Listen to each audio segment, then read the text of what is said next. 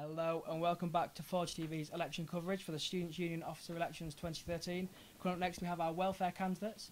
Now just to explain the order, we're going to do brief opening statements from each candidate before moving through to questions. We've got a lot through from Twitter.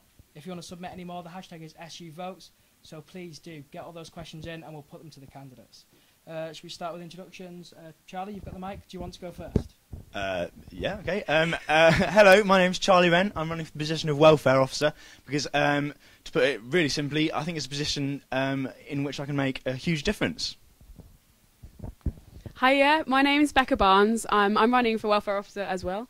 And I've got 4 years experience, a great manifesto and an awesome slogan. So hopefully you get to hear that at some point. Okay.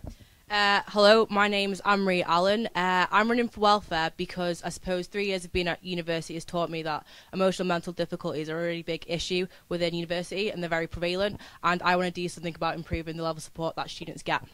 Okay, Anne-Marie, do you want to hold on the fact? You might as well get his first question first. This is from Twitter. I've had this asked by a few people so far. Emma Brooks and Ben Twist. Basically, to all the candidates, so you'll get a choice to answer this. Are the candidates on the current Union Welfare Committee, have they worked with the committee before? Do you want to... Okay. No, I haven't worked with the committee before, but having said that, I've used a lot of the welfare provisions, and I'm prepared to say that.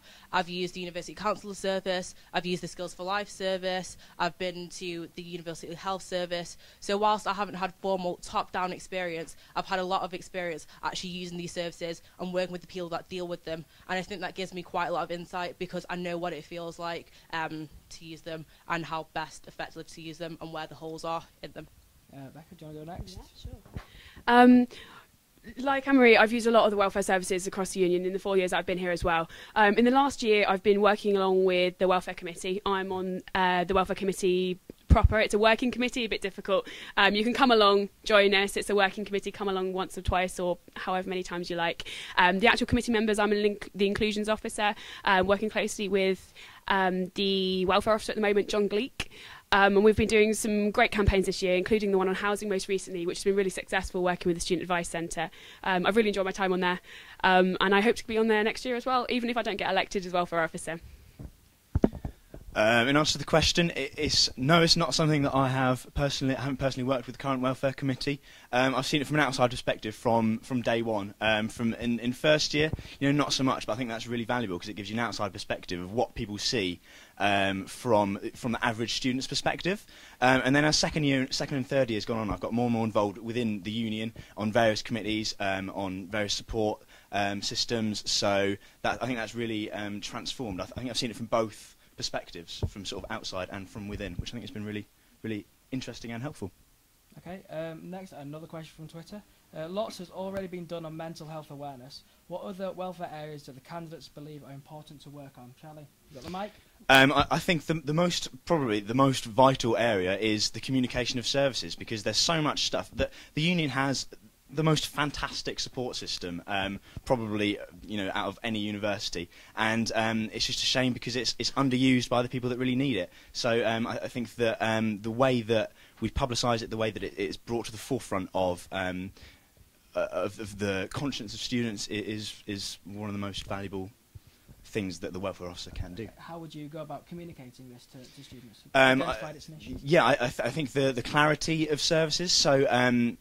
So by, one of my policies, for example, is to, I know we're probably going to talk about policies in a bit, but the email idea. So rather than being emailed individually about everything, I think we can, collate it and make sure that people are told where they are, where to access these services directly in as brief a time as possible, because if people want to find out about it, all that needs to be done is for them to be prompted rather than told specifically every single thing. So I think that would be one way in which I would improve the clarity. Becca, what do you think? What other areas do you think are important to work on? Sure. I would agree with Charlie entirely, actually. I really believe that referring to services is something that I've put in my manifesto because I do believe it's a big aspect. I specifically looked at how it is that the student union services are referred to by the academic mentors. So academic mentors is something that affects every single student in university. You have a departmental mentor, and making sure that they feel confident to say that even if they don't know, they can put their hands up and say, I don't know, but instead of hitting a brick wall on this, let's move forward, let's refer you to one of the services. I've also picked out 2 other areas on my manifesto that have been really thought out based on what I've seen in all my welfare roles over the last 4 years. And I've carefully thought about them, all things that I could thought would make a big impact. So less about the promotional side of things and more about the things where quantifiably I can look at it at the end of the year and say, I've made a change in that welfare aspect. So we've had some fantastic campaigns so far on this year on housing. I picked that as only one from the Welfare Committee alongside the Student Advice Centre. But that's better off left, I feel, with the Student Advice Centre and the Welfare Committee with the welfare officer supporting them in doing that.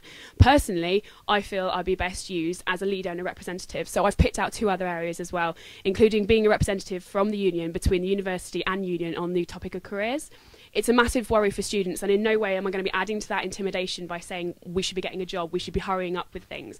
What I'm saying is that if you're a first year, think about how you're spending your time, or think about how your time is making you employable. And if you're a finalist, spend 15 minutes, sit down, think about your CV, or perhaps have one of the 15-minute advisory appointments with the careers service. That's also something that I feel really strongly about. And also the leading representative is something I'm taking forth also in the health side of things. I'm a medical student, it makes sense. I feel I'm a really unique candidate in that I can go to the University Health Service and take forth improving that service. Everyone seems to have an opinion, but those opinions aren't being put forward to the health service at the moment. Speak to the doctors in their language, take it, translate it back to the union, and hopefully make a real difference as well. Do you think being a medic will sort of give you a big advantage over the other candidates then? I do, actually, and it's only in that sense of speaking to the University Health Service, it can help to sit down and have some kind of sympathy for them in terms of they're not just a student service in the same way that any student union service is. They have NHS requirements as well. They're clinicians in themselves, as well as having administration responsibilities. And being able to sit and speak the same language as them is a way of kind of breaking some of those barriers and making sure that the union can get their voice heard. I'll be taking some of those back, and then hopefully student voice will be put into the University Health Service where it's definitely needed.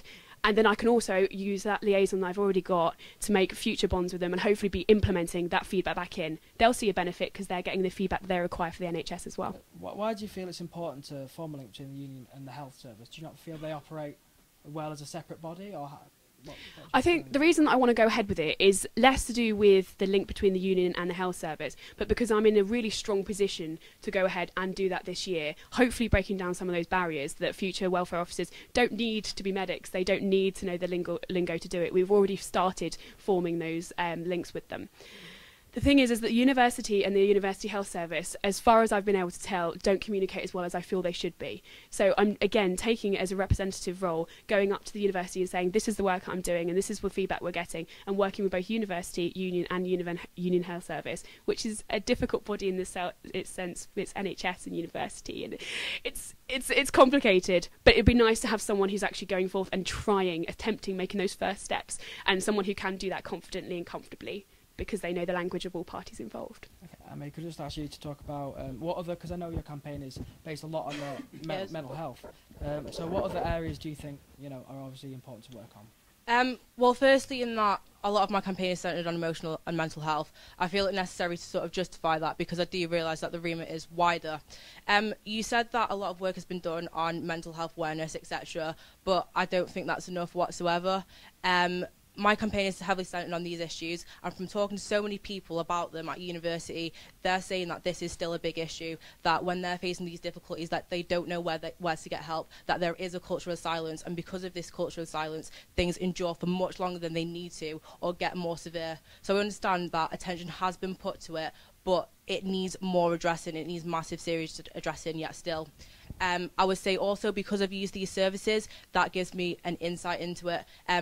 I'm not a medic, that's true. However, I think if you're going to assess the quality of a service and you want to know where to develop, I don't think you go from a top-down approach. I think you go to the people that use them, you go to customers, you go to patients, you ask them, how do we better improve this service? And I think that's why where my main qualification is, that I'm comfortable talking about these issues and that I'm passionate about it. Moving on, what other areas to address? I've thought about this, and I want to address careers, and I want to also address the bursary system. Firstly, in terms of the bursary system, a lot of friends and people that I've spoke to have said that they don't qualify for bursaries, but yet still they are finding it very difficult to keep themselves financially afloat, and that has a massive impact on their social lives and a massive impact on their academic lives, because they have to get jobs that sort of reduce how much time they can spend on these other areas. I want to improve the bursary system so that more students that need financial help get the financial help that they need. Aside from that, also careers. I'm a history student. I don't have my life planned out, so I know full well the feelings of most other students of what do I do after life, after university, and I've had those exact same thoughts. What I think would benefit third year students who haven't got their lives planned out is from first year have the issue of careers put on the doorstep of first years. For instance, have jobs fairs at the Ridge and the Edge, so that students get the internships, they get the jobs, they get the work experience that they need to clarify what they want to do in the future, and if they don't figure it out, at least they have it on the CV so that they can go into sort of better jobs that give them better responsibilities so they can figure it out faster. Okay, Charlie, this next one is directed, but I'd like you all to come in and discuss this. With the current council cuts that come again, how do you think it's possible to budget for running a night bus? Because I know that's one of your policies. Yeah, it's not a specifically university-run night bus. I'd just like to make that clear. It would be lobbying the current bus services, so the N52, which doesn't service the students in the way it should, to run buses for students. It's an area that cities of a similar size to Sheffield, Manchester has an absolutely brilliant night bus system. London, obviously, although it's the capital, has an absolutely phenomenal night bus system, and buses just run all the time. Whilst you wouldn't have to run, obviously, all the buses all the time, there is definitely key bus routes that would be economically viable and beneficial to run overnight for the bus companies. Becca, I was just wondering how you would promote student welfare in terms of getting home at night. Obviously, we have the women's minibus at the moment. Yeah. Would you seek to continue that, or maybe discontinue in favour of getting all students home in the bus? What would you do? Yeah, sure. I think the women's minibus is a fantastic promotion. It's just really, really good. That was something I feel really strongly about. I also think that on top of it, to move away from buses, Charlie's just spoken about them obviously, that in more that we could do on top of the women's minibus, definitely the debate is open for whether we should be doing a minibus for all. It's something that I feel would have to go to referendum. It's something that I feel like would have to go to a whole university and whole union vote on. It's very controversial. What I feel we could do on top of going on buses on the nights out is things like looking at the areas where people feel least safe. Definitely, we've got connections in the welfare committee at the moment with police officers in the area. They do a lot on crime and safety. There's a new crime and safety officer position on the welfare committee. So we're in a good place, actually, as a union to start going forward if we wanted to go ahead with that. Looking at crime and safety, looking at the areas that people feel least safe, and maybe putting forth some implementing something where people do feel more safe. What that may be is, again, open to debate. I would suggest that better police patrolling, perhaps something like that. It'd be really interesting to hear some views on crime and safety, actually, as it's an aspect that none of us have on our manifestos. Anne-Marie, could you just quickly address the issue of students getting home at night? Obviously, Becca suggested the minibus and maybe discontinuation. That would be something very difficult. What do you think? Okay. I fully support the women's bus. I think it's a really good service. I think the issue of students getting home safely, it does need addressing. I think it needs sort of specialised people to become involved to address the situation. I am a student, I'm a welfare officer, but I understand that when I want to work on these policies, it's important to get specialised people who know more than me involved so we can come up with better ideas that I can't think of on my own. So that is what we'll be working on doing. I've talked to police officers, I've talked to students themselves, I've talked to specialised people at the university. That would be my first thing to do. Ideas that just off the top of my head, I think it would be good to sort of encourage. I think a lot of the time students walk home late at night after nights out. Clearly people have had a drink. It's difficult to sort of take care of your welfare. I think it would be important to sort of encourage people to make sure that they know where their friends are. The buddy system, make sure where your friends are, you're all walking home safe, stay in contact, etc. I think it would be good to perhaps do a campaign on figuring out what are areas that get a lot of sort of crime, make that very sort of publicised to students so that they avoid those areas, and also perhaps working with Forge Press to sort of determine how to sort of influence a little bit how students are feeling and thinking about crime and safety, because I think that's important, how they sort of feel about it as to where they walk, etc. That's what I would do, but I say most heavily I would talk to people that know better than any of us, and that would be the guide to getting sort of policies put into practice. Charlie, feel free to respond. Yeah, another absolutely great thing, which we haven't mentioned, I'm sure that like everyone's aware of it and everything, but is the safe taxi system, which I think would be absolutely great to continue to expand and to continue to promote, but also make easier to use. I mean, currently you have to call up, which you know, that's great and everything. I think we could expand it so that you can just hop into a cab if you haven't got any money, stressed out, and just give them your U-card and then pay for it the next day, which is currently how it works. So I think that would be another thing which we, in terms of getting home at night, which we can work on, expand, promote, which would be really good. Yeah. Sorry, yeah. On that note, actually, I think what we've got at the moment is really, really good. In terms of expanding and promoting it, I know it's really difficult, and the welfare provisions that managed to get that in place have worked really, really hard to do so. Interestingly, Hallam actually have the safe taxi scheme as well with city taxis as well. It'd be really nice to actually get some Hallam union links going on there, and perhaps maybe we could expand together, promote it further, maybe give it a bit more emphasis. If we're going to taxi companies as 2 universities rather than just one, maybe we could get something more and get a citywide safety going. Okay, next question. I'd want to know how candidates stand on drinks pricings. Obviously, Bow on Christmas Day was cancelled, was not on last year. Would you support the return of it in a responsible manner? And what are your views on drinks offers and minimum pricing in general? Anne-Marie, do you want to start with that? In terms of drinks pricing, I think most union outlets are actually quite expensive in the main than outside of union outlets. So it wouldn't be my priority. My priority is emotional and mental health. I think that's what needs the most development. But if you're asking me what I think about it, then I think in general prices within the university need reducing. In terms of all-day drinking, I don't think it should be encouraged as explicitly as the university do encourage it. I think if they are going to do it, however, I think the university should make sure that students are educated so that they can make their proper decisions for themselves, so that So, for instance, more information on alcohol, the impacts of alcohol on you, how that can affect your safety, walking home at night with friends, etc. I think it's important to educate students first and foremost so that they can make the decisions best for them. Students should be empowered, I think. Becca, would you also like to respond on that point? Yeah, sure. This is a controversial point. I think it's a really difficult one. Part of the problem with the Union Christmas Day, as far as I was aware, was a lot of the media coverage that happened. It's a difficult one. There's a lot of pressures from a lot of different angles. The Union Development Officer on the Union Officer team will have probably a very different opinion to this than the Welfare Officer would.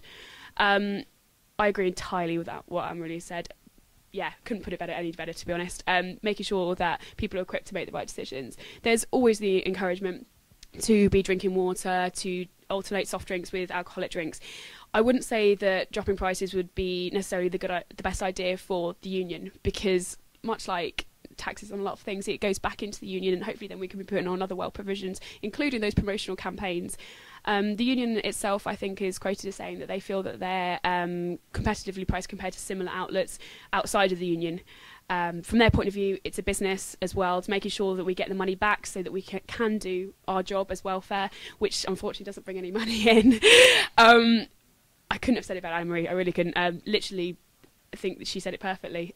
Making sure people are educated, making sure that the union outlets themselves are educated as well. Free water needs to be available. Interval do a great job. They put the jug out, everyone can help themselves, and I think that's the way it should be. It should be a culture that it's okay to drink water, it's okay to drink soft drinks. There's no problem with that necessarily. All-day drinking shouldn't be encouraged from a welfare point of view, but it'd be interesting to sit down and have a discussion amongst the officer team about a compromise or how best to appeal to students, maybe getting some focus groups as well. Okay, Charlie, would you like to also respond to that? Yeah, I think it's again, it's mainly been said. I do think that the union, in terms of bar one, in terms of interval, is in terms of the average price of drinks in Sheffield, I would say it's definitely higher than the average price in Sheffield. So if you're saying, are we being irresponsible by having the drinks prices so low at the union, then no, because people can go somewhere else and drink even cheaper than that. And specifically, do I think Bar 1 Christmas Day can continue to not be run? No, I don't see a problem with it, as long as, like these guys said, the issues are made aware. People are made aware of the dangers, and I think people are aware of it. There was an unofficial bar on Christmas Day anyway. People can do it anyway. People will do it. People will continue at the end of exams to get more drunk than they should do, which and the vast majority of people are okay. Obviously, that doesn't mean that that the people that obviously it's terrible if something happens wrong, but I'm sort of stumbling over myself here, but these guys said it perfectly, basically, is what I'm trying to say. Just to remind viewers, if they want to send in any more questions, Twitter using the hashtag SUVote is the best way to get in touch, and we can put your questions to the candidates. Now next, I'd just like to ask about the needs of mature students and also TIL students. So I want to know how you would communicate and look after the welfare of students who aren't necessarily part of the what could be considered the normal student body. I think that it's largely again an issue of communication, or something which can be improved mainly by communication. If people know where they can come and see, obviously us I think the welfare officer can be a really good go-to public figure to come and see, work on individual basis with TIL students. It can be an absolutely perfectly valid. I mean, if they're working during the day and their courses are in evenings, how would you ensure that students like that don't get left out? Well, obviously, I think the union is brilliantly diverse in that whenever you go in there, there's things going on. So things in the evening, absolutely brilliant. You know, they can get involved just as much. I don't think there's a problem for people who can't make it in the day to also be involved in the union. I think it's brilliantly diverse in that. You know, if you want to find a society, all that we need to do is publicise it properly. All that we need to do is make sure that they're aware that they can find this society and that they can get involved. So I think that Becca, would you like to respond to that question? Sorry, first of all, Alex, I'm going to pick up on your normal student. Normal is not what I would consider to be an appropriate term. Yeah. Typical student, sorry. I feel really strongly about that. I like the idea of putting forth our underrepresented groups. I feel really strongly about it. It's one of my minor points of my manifesto, only because I'm hoping to be doing it alongside the women's officer on the officer team should I get elected, along with the international officer and any other work with any of the officers that needs to be done. Mature students, they've got an upcoming committee which I would love to support. Having spoken to some of the members of it, they're really enthusiastic, and it perhaps just needs a little bit of encouraging, a bit of embracing, and it'd be really nice to see them doing really well and actually forming a really strong committee that's not just these really enthusiastic members currently, but moving on into the future, that year on year will get stronger and stronger. It can be really difficult not coming to things during the day in the union. I know that more than a lot of courses, because of being a medic, we're out all day. But it is really, really good fun to get involved with the union. It's been great fun doing this campaign, great fun doing everything else. We're really lucky that on Union Council we're really well represented in terms of liberation groups. There's going to be part-time officers is a current proposal going through the Union Council at the moment for mature and part-time students. I'm really looking forward to seeing how that work's currently been going on, and I'm really enthusiastic to see how the future is going to be with these underrepresented groups, because they're not going to be underrepresented for very long. Anne-Marie, how would you look to appeal to mature and TIL students? Okay. During my campaign, I've made quite a big effort to talk to groups that are underrepresented, and I've identified 3 groups that I think are in need of particular attention. There's international students, postgraduate students, and mature students. First, I'm going to move to postgraduate students.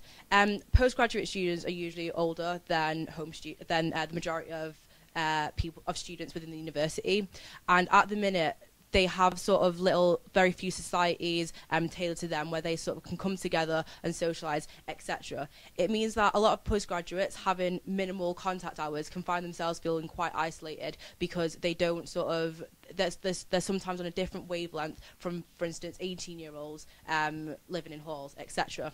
So they can find themselves quite isolated, and I want to work on that. I want to improve sort of the contact between postgraduate students so that they socialise more, so that they get more support from one another. So that's one of the things I really want to work on. Secondly, international students. There is an international officer, but I think that if an international student has a problem with, say, sports or women's, then they should go to the sports officer or they should go to the women's officer. So I want to make sure that if they have an issue with welfare, they can come to me. I think one issue that I'd want to address is accommodation in particular. I think international students, from speaking to a residential mentor, can sometimes find themselves, more than home students, a little bit more isolated. And I want to improve that. Sometimes it can just be one international student in a flat of home students, and that can be sort of an unpleasant experience if they find themselves isolated. Sometimes it goes really well, but I think a lot of the time it doesn't, and that needs some serious attention. Lastly, mature students. I think there's an issue with mature students because most students, postgraduate or doing an undergraduate degree, are usually of a different age than those students, and they are also doing different things in their lives. So sometimes they can feel sort of a little bit out of sorts. I want to give that some attention. I haven't identified policies just yet, but I do want to work on that because as welfare officer, I want it to be inclusive. I want every single group to have the best university experience they can have. So I want to represent everyone. That's really important to me. Okay. Yep. Sorry, I just want to mention, as well as all the groups that we've currently mentioned, there's also student parents out there. Don't worry, you're not forgotten. And actually, if I get elected, I'm really looking forward to doing some work for early on information for you guys. The Student Advice Centre is really keen to do some work, and they have been for several years. And so hopefully together we'll be able to do some good stuff. Okay, brilliant. Well, firstly, thank you to people watching online, and also thank you very much to our candidates for coming in. We really appreciate you coming in and talking to us. Coming up next, we have international student officers. If you want to get involved and should ask questions for them, #SUVote, so don't forget that. All that remains to say thank you very much for coming along, and yeah, we appreciate it very much. Thank you.